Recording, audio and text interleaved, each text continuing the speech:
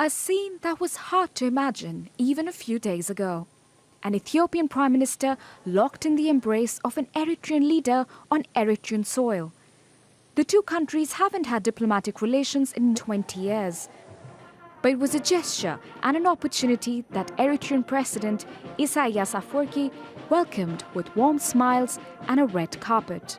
This isn't just peace between two countries, two ordinary countries or two ordinary neighbors. Ethiopia and Eritrea have very rich history, shared culture, shared religion, and shared memory and trauma. Thousands of people lined the streets of the capital Asmara to greet Abiy's motorcade. They stood among flags of the two nations once at war.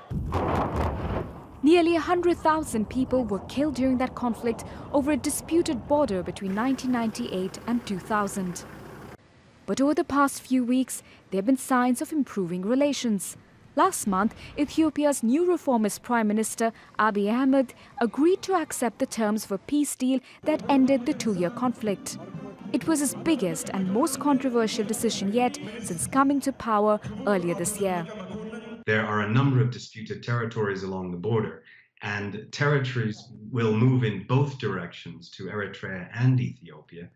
And there are going to be communities that are likely to resist finding themselves transferred to another national jurisdiction or divided by the new border. So the implementation is something that's going to have to be handled very carefully. The dispute has taken a toll on both sides of the border. Eritrea's isolated regime and its focus on the border conflict with Ethiopia has forced thousands of people to flee the country to escape its mandatory military conscription. Abiy, meanwhile, wants to put landlocked Ethiopia back on track as one of Africa's fastest-growing economies with access to Eritrea's ports.